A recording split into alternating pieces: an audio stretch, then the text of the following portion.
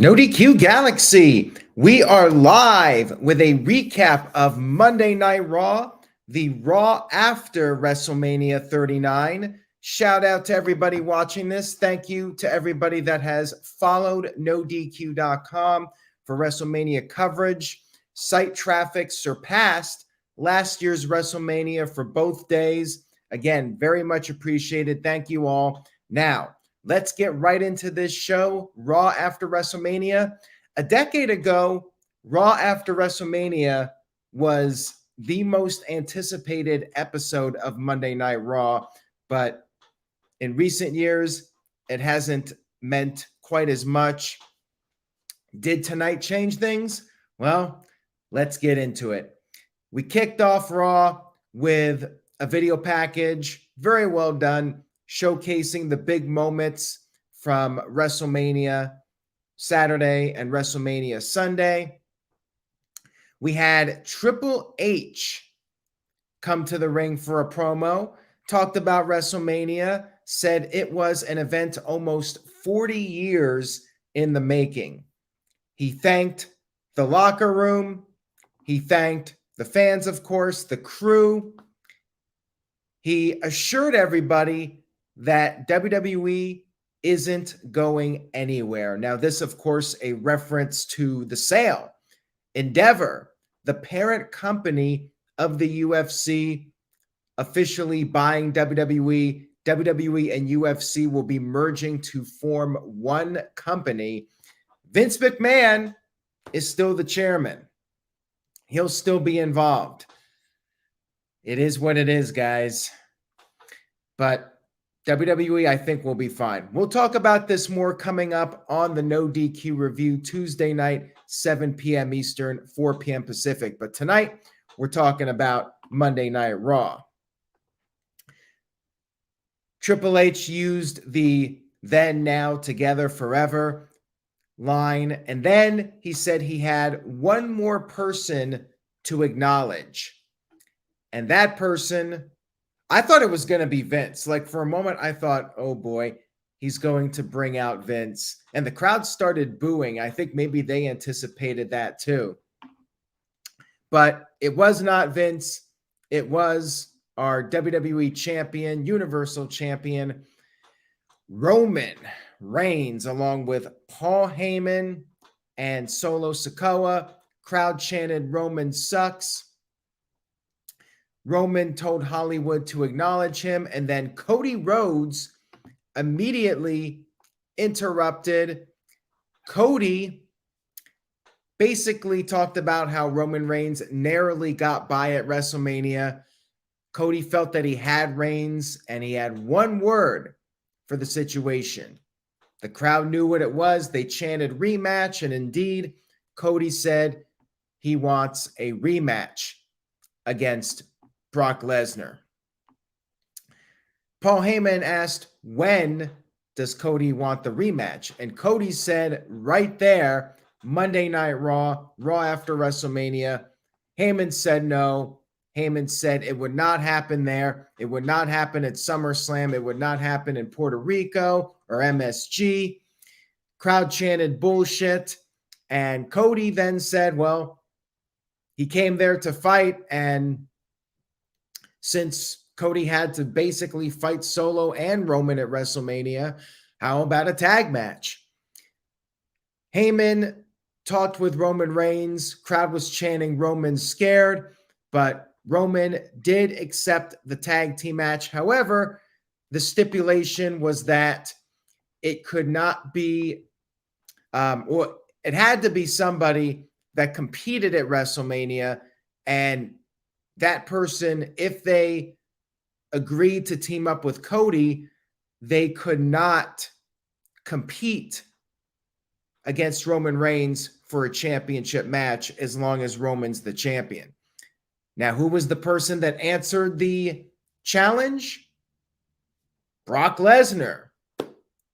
I was not expecting this. Brock Lesnar coming out there and hugging Cody Rhodes and agreeing to be Cody's partner. Now, Brock lost to Roman Reigns at SummerSlam, and because of that, could no longer challenge Roman for the World Championship. So why not? And we had our main event set up for the first time since 2002. Brock Lesnar was going to be competing in a match on Monday Night Raw. So pretty big match to hype up the main event of the show. TJS with a $5 super chat. Thank you for that, TJS. Much appreciated. Says 2 words, Vincent Kennedy McMahon. Thank you for your service, Triple H, but seems and sounds like he's reporting to VKM again. Life sucks, and then we die. Yeah, well, like I said, Vince, it's his company. It's always been his company, and time will tell. It's going to be a very interesting year for sure. Let's get to our first match of the evening. By the way, this first hour of Raw was commercial free. And our first match was Omas versus Elias. Yes, this was our first match, and it was a complete squash. Elias got nothing. This was to rehab Omas after his loss to Brock Lesnar at WrestleMania. If they do another round of cuts soon, and they might, I don't think it's looking too good for Elias. Maybe he gets fired and Ezekiel returns again. I don't know, but yeah, not looking too good for his future in WWE. And I just don't care about Omas, so I mean, whatever. Then we had a little backstage segment with Paul Heyman and the Usos, and basically the Usos' services on Raw were not required. Heyman told them to go over to the jet and get a head start. They would see them after the main event. And then Heyman went into the locker room of Roman Reigns and said that he took care of things. We had a recap of the Hall of Fame ceremony, and then we had Bad Bunny. Bad Bunny was at ringside. He was interviewed about Backlash. He's going to be the host of Backlash. Said he's grateful about that, and WWE coming to Puerto Rico. Then Rey Mysterio came down to the ring and cut a promo, talked about it being an emotional weekend. And he said that the fans, they made it happen. He thanked them. He thanked Bad Bunny. Then, of course, Austin Theory showed up. And Austin Theory said that both of them did what they said they were going to do. Theory beat John Cena, and Rey Mysterio beat a product of his bad parenting. Crowd chanted, "You tapped out at Theory." Theory said he cannot be touched, and the crowd started chanting John Cena. Theory called out Cena for being a part-timer, and then Theory said he's going to beat Rey's ass just like he beat John Cena, and Rey Mysterio accepted the challenge, and that led to our match, Rey Mysterio versus Austin Theory, the United States champion. Now, this started the second hour. The first hour, I think we literally had like 2 minutes of wrestling, which is crazy. Omas versus Elias, and that was pretty much it. Like, this match got going at the start of the second hour. We do have a few super chats here. Caleb Jacobs sent in $2 and said Owens is now a Grand Slam champion. Indeed, he is. KO, one of the biggest matches of his career at WrestleMania. At TJS said, I left another super chat. Thank you for that, Caleb. Much appreciated. And Hamp Connell sent in a $5 super chat. Thank you for that, Hamp. Hamp said, simple booking is officially out the window. The way you start this show is to have Cody looking for Solo with a freaking baseball bat or something. I mean, fair enough point. Cody Rhodes should be looking for some payback at Solo, and ultimately he did get, or was supposed to get, his tag team match. More on that later. Thank you again, Hamp. I mean, that would have been a very Attitude Era-like opening if Cody Rhodes, you just cut to him with a baseball bat, and, you know, it would have had more of an unpredictable vibe to it. So I get where you're coming from with that. Hamp Connell sent in another $5 super chat. Thank you for that. Says, today in 2005, John Cena wins his first WWE title. I was there, WrestleMania 31. In 2000, China officially becomes Mamacita. I was at that show too. That's kind of funny. That was the night after WrestleMania 2000 at Staples Center. I was at that show when China turned against Chris Jericho and joined Eddie Guerrero. Interesting that you brought that up, Hamp, and I just happened to be at both of those shows. We had Austin Theory versus Rey Mysterio. Pretty decent match here. Nothing too special, though. Fairly standard Raw TV match. Rey went for a 619, but got caught with a clothesline. And then he went for it a second time, and Dominic was out there. Dominic got on the apron, and Rey delayed going for the 619. And when he finally went for it, Theory was able to catch Rey, picked up the win with the A-Town down. Calvin Bowman says you meant WrestleMania 21. Oh, what did I say? 31? Yeah, 21. Staples Center. Kurt Angle versus Shawn Michaels, WrestleMania. So after the match was over, Theory left the ring, and then Dominic immediately attacked Rey Mysterio.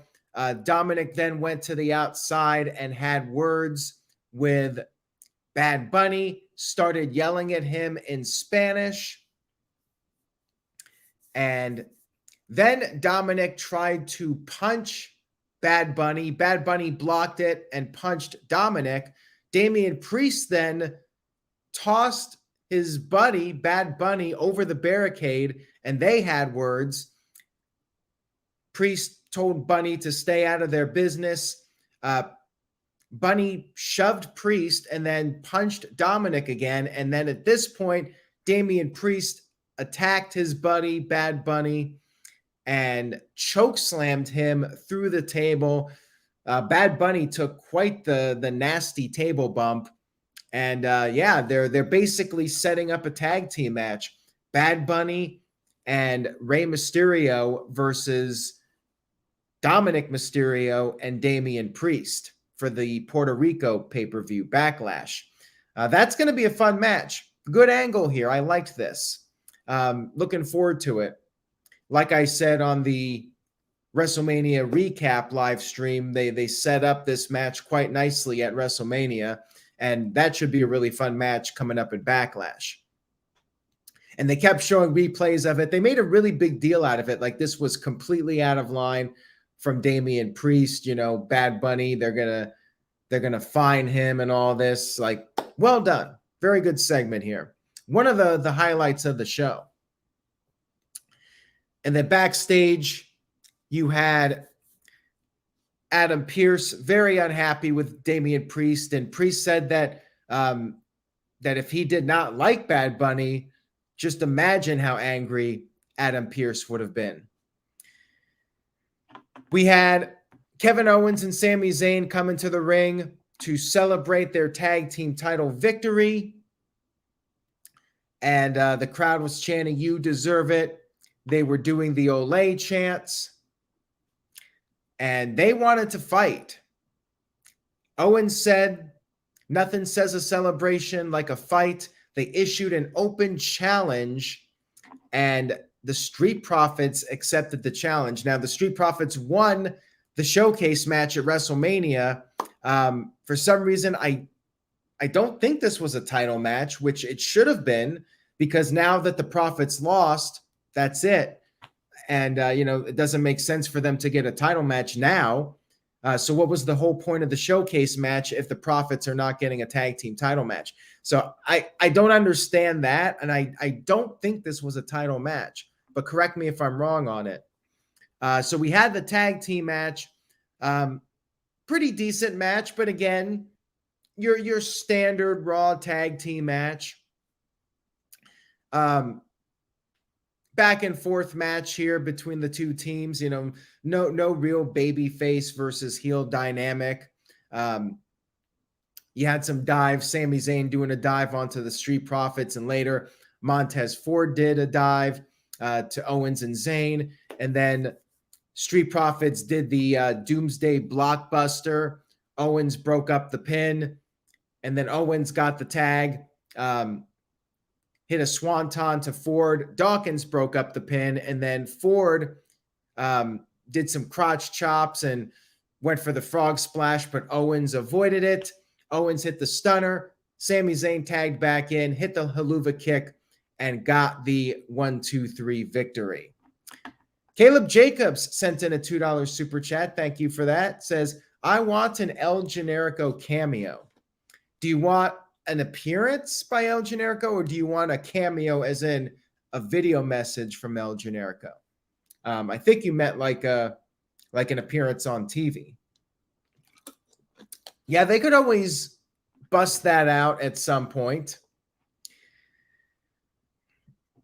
We had Seth freaking Rollins backstage, said the party is not there in the backstage area. It's out in the ring. He had his theme song play. He came out there. After the commercial break, he was still standing in the ring. The crowd was singing his song, and then he just left. This was one of the key issues with this Raw. Raw After Mania, you feel like it starts up a bunch of new storylines, and Rollins just comes out there, they sing his song, and he leaves. Like it just felt like a waste of time. The Real Wyatt sent in a $2 super chat, says, are they ever going to finish the Bobby Lashley and Brock Lesnar feud? Doesn't look like it now based off of the end of Raw, but we'll get to that in a few moments. And what about that Hurt Business reunion that they kept teasing? This would have been the show to do it. Like have the Hurt Business reunite. Like that would have been really newsworthy. But they did not do that. We had Bobby Lashley backstage, and Bronson Reed showed up and confronted him. And then when Bronson Reed left, Mustafa Ali appeared and started messing around and saying Lashley needs to be more positive. So Lashley attacked Ali and brawled with him to the ring. They had a quick squash match, and Lashley easily won with the Hurt Lock. Again, total time filler. Like they did no real storyline advancement other than I guess it's going to be Lashley versus Bronson Reed now. And Ali, another guy who's probably in a bit of trouble if Endeavor decides, you know what, this roster's a little big. Maybe we can cut it down a little bit. Ali's going to be in trouble. And yes, I got to think more positive, as Mark Matthews says. We had Roman Reigns backstage asking if Paul Heyman knew that Brock Lesnar was going to be there. Heyman said he did not. Heyman knows Brock Lesnar, and right after WrestleMania, Brock takes his 6 to 9 months off. Reigns said he's going to smash Lesnar and Cody again, just like he's done in the past. And then looked over at Solo and said when he's done, he'll tag Solo in and see who's ready now. I like how they continue to do the little slow burn tease of Roman Reigns versus Solo. Like that seems to be the future direction for the Bloodline whenever they do their eventual split. But who knows if that's going to be 6 months or a year down the line. Hard to say. Next up, we had Bianca Belair come into the ring for a promo, and she praised Asuka for putting up a very strong effort. Said that Asuka pushed her to be the toughest she could be. Then the new SmackDown Women's Champion, Rhea Ripley, interrupted. this was interesting. Are they going to merge the women's titles? Basically, Rhea said that Bianca was the luckiest because Rhea chose Charlotte and not Bianca, and promised that one day they're going to have their match. And Bianca said that when that day comes that Rhea's ready, they'll see who is the best of the best. I wonder if this is a Survivor Series tease, if they're setting up a Survivor Series match already, and we're going to go back to champion versus champion. That's how you know Vince is back. If we go back to that format and there's no War Games, because that was the thing. Vince never wanted to do War Games. If War Games is gone from Survivor Series, then I think we'll definitely know by then, although maybe we'll know sooner. By the way, what's going on with the brand split? I thought for sure they were going to announce something tonight. Like, it's been now a year and a half since they've done it. And this would have been the time to announce it. So what's going on? No word on that. We then had Liv Morgan and Raquel going up against Damage Control in a #1 contenders match for the tag team titles, the women's tag team titles. Damage Control, Io Sky and Dakota Kai, they lost whatever credibility they had left at WrestleMania. And yeah, it was basically a squash match here. I mean, they got more offense than Ali and Elias. But yeah, Raquel hit the choke slam bomb, and then Liv Morgan with the Oblivion got the 1-2-3 victory, and they will get a tag team title match on next week's show against the champs, Lita and Becky Lynch. And to answer Mr. Anderson, apparently Ronda Rousey is still not 100%, and that's why she barely did anything at WrestleMania. Like, she tagged in, put on the submission, and that was it. So yeah, that would explain why they're not going for the titles just yet. And plus, that's going to be a pay-per-view match. Like, they're not going to give that away for free. Then we had The Miz come into the ring talking about all of the surprises that were thrown to him at WrestleMania. He had to fight 4 people. He had to fight Shane McMahon, and he said he beat Shane so bad that Shane could not finish the match.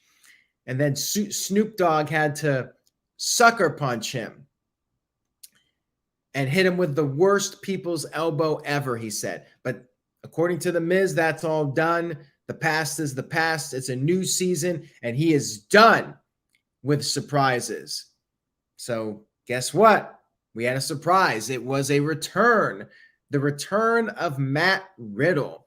Now, on social media, people were not very enthusiastic about Riddle being back. Like, Riddle, I think all the news stories about him, people soured on the guy.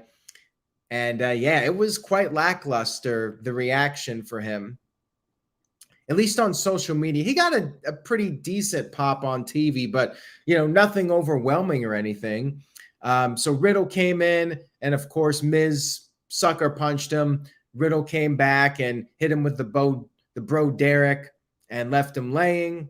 And then they announced that next week, Matt Riddle will have a match against The Miz. So The Miz, the usual punching bag, be the first guy to put over Matt Riddle for Riddle's return. Yeah, Riddle has definitely, he was already cooling off before his hiatus. So yeah, I think people were hoping maybe an NXT guy would show up. But yeah, that's the other thing too. No NXT debuts, no real feeling that this is a new era or a new season of WWE. Like WrestleMania, you wrap up the storylines, and then the night after you do a bunch of angles to set some new storylines up. And even the Bad Bunny stuff, like, that is new in the sense that Bad Bunny's getting involved, but it's still Ray versus Dominic. Caleb Jacobs sent in a $4 super chat. Thank you for that, Caleb. Says, Rey Mysterio versus the LWO, please. Well, they're together. The LWO, they're united with Ray. Now, I was thinking that there might be a turn, but maybe not at this point. Like, they can run with this as a babyface group, and I think they're going to sell a lot of T-shirts. And remember, it's all about selling the T-shirts. I don't know if they're going to save the NXT call-ups for SmackDown because SmackDown's not in LA. Like, the whole point is to do the debuts when you have some of the out-of-town fans in attendance. And that's when you can get the biggest pops for these NXT stars debuting. Although it has happened before where there were some debuts on SmackDown after WrestleMania, but it doesn't make as much sense to me. And I feel like we're getting Braun Breaker versus Carmelo in a rematch anyways, since they're both on the poster or the advertisement for Battleground. Backstage, we had Becky Lynch, Lita, and Trish Stratus interviewed, and Becky said their goal is to raise the prestige of the tag team titles. Well, good luck with that. And said they will beat Liv Morgan and Raquel on next week's show. And then we had our main event of the evening, which was supposed to be a match. Brock Lesnar and Cody Rhodes versus Roman Reigns and Solo Sikoa. They even did the big entrances with the ring announcements. But then, swerve. Brock Lesnar betrayed Cody Rhodes, attacked him, left him laying with the F5, and then just beat the crap out of Cody. Roman Reigns was like, all right, fine. Roman Reigns and Solo left the ring. Lesnar took Cody outside and gave him the F5 through the announce table, hit him with the steel steps, brought the steps in the ring, brought Cody back in the ring, and gave Cody the F5 on the steel steps. Officials ran down. Brock Lesnar left the ring. And then Brock Lesnar went back into the ring and used a steel chair on Cody. And they did a great job showing the crowd reactions, like people very upset about this. And a lot of people compared this to John Cena in 2012. Like they more or less copied that whole story arc. So John Cena lost to The Rock at WrestleMania. You show him sitting in the ring, very upset. And then the next night on Raw, Brock Lesnar comes out there, looks like he's going to shake John Cena's hand, and then gives him the F5 and leaves him laying. So kind of the same thing here. Cody lost, upset in the ring, comes out there. Brock Lesnar acts like his friend and then attacks him. But I thought this angle was good. I mean, I was kind of bored with a lot of this Raw, but I did get interested at the end. And, this will be something for Cody to do until SummerSlam. My guess is they'll probably do this match in Saudi Arabia, Cody Rhodes versus Brock Lesnar. And I suspect Cody will win and will go on to SummerSlam to fight Roman Reigns. That's at least my prediction at this time. And I'm a little sad because this means the end of Cowboy Brock Lesnar, unless he is a heel in the cowboy gear, but happy Cowboy Brock Lesnar appears to be over now, which, you know what? Brock as a babyface kind of ran its course. Like, who else was he going to fight? And Cody and Brock Lesnar is a fresh match. So I'm fine with this. I thought this was a good ending. It was a bait and switch. They hyped up a tag team match for the main event only to not do a match, period. So, that's a negative, but I did like the angle. I liked the Bad Bunny angle. But other than that, felt like an average Raw. Like it did not have that classic Raw After Mania vibe. But like I said at the beginning, like it's been a while. It hasn't felt like a Raw After Mania vibe in years. Like even 2019, 2018, those Raws did not feel like the classic Raw After Mania vibes. They've just meant less and less in recent years. Like the magic, the atmosphere, and the most anticipated episode of Raw, just it wasn't there for this show. And Caleb, I did get your super chat. So he said, correction, he meant Judgment Day versus the LWO. I don't want to jump around. That's why sometimes I hold off on reading the super chats, so I'm not like just going completely in a different direction from what I was talking about. He meant Judgment Day versus the LWO. And I do think we're going to get that. I suspect that we will see that match at some point in the future. Walter Cruz sent in a $10 super chat. Thank you for that, Walter. Much appreciated. Says, I wish The Miz would get one serious run. So underrated. Also, this was Riddle's chance to change characters. Suck, he still used bro stupid ass gimmick. Not all of us potheads act like that. It's bullshit. Walter, periods are your friend. It would help me out too when reading the super chats. But thank you for that. That is your shtick. No punctuation, typos. Stick to your shtick, Walter, I suppose. Mr. Anderson sent in a $2 super chat. Says, Paul Heyman paid Brock Lesnar to take out Cody, maybe.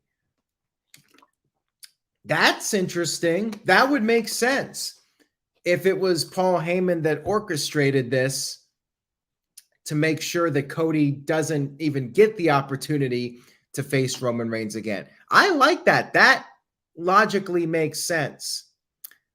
We'll see if they bring that up at all on television.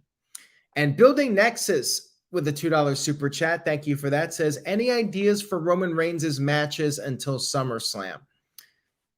Not really. I think Roman is probably going to take several months off. Who knows if he'll even have a match before the Cody rematch. Like, it's possible they may do a rematch sooner than SummerSlam. But yeah, I can't really think of anybody. Hamp Connell sent in a $5 super chat. Thank you for that, Hamp. Says, after the garbage we watched tonight, it's official. We are right back to normal with crap. Therefore, I shan't watch, and I bid you all adieu until Money in the Bank. I didn't think Raw was that bad. I see people really hating on the show, and people are convinced that Vince is running creative again.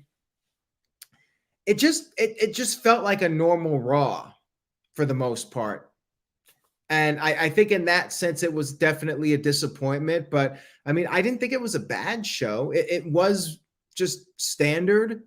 I'd probably go B- for Raw. Like, I didn't even think it was that bad of a show. And, you know, the Brock angle was significant. The Bad Bunny angle I liked. So there were a few good things on the show. And a lot of it was just filler. There wasn't much wrestling on the show, which is probably a problem for a lot of the internet wrestling community. You know, they love their wrestling. They want wrestling. But yeah, they could have done more wrestling on this show for sure. Like, we could have gotten at least one really great match on the show, and it was not there. It was basically a bunch of squash matches. So, yeah, it was not a great Raw, but I thought it was decent. And I'm not exactly convinced that McMahon is running the show. The Torvik23 sent in a $2 super chat. Says, plot twist, it's Paul Heyman's bloodline of talent. Well, we'll see about that. Like, they could definitely go in that direction. And hopefully Randy Orton is coming back soon. You know, he apparently is still recovering from the back injury, but I mean, that'll definitely bring some life into the Monday Night Raw show. I'm mad that they didn't announce the draft. Like, I was looking forward to that. You know, that's a good way to reset and do some new storylines and freshen things up for post WrestleMania. I'm kind of shocked that there was nothing regarding that. So maybe they'll announce something on SmackDown. Maybe they'll announce something on WWE.com. You know, they tend to do that. So we'll see. anyways, guys, that's Raw. Definitely not what it used to be, but we did have a few big moments on the show. I hope you guys enjoyed the video. Thank you for your continued support of NoDQ.com. And again, No DQ Review. We'll have a lot to talk about. Very busy news week coming off WrestleMania and the sale of WWE. So there it is. If you're going to catch it live, it will be at 7 p.m. Eastern on Tuesday. It'll, of course, be on demand as all the live streams are, so you can check it out whenever. It will be a fun one. Axel sent in a $5 super chat. Thank you for that. Says, random question, but do you think Evolution will go into the Hall of Fame before or after Ric Flair passes away? Well, I really don't want to try and predict how long Ric Flair is going to live. I think Triple H will go in first and then Evolution. I don't know when that's going to happen. Same thing with Batista. Batista's got to go in first on his own. Could be 5-6 years for Evolution. Will Ric Flair live that long? I'm not even going to begin to speculate on it. So, don't know. But thank you for the super chat. Much appreciated. Thank you all again. Much love to you guys. And stick to NoDQ.com for the very latest. It's been hectic. It's been busy. And could be even more news coming up this week that is significant. So say yes to NoDQ.com. Take care. And I will see you guys next time.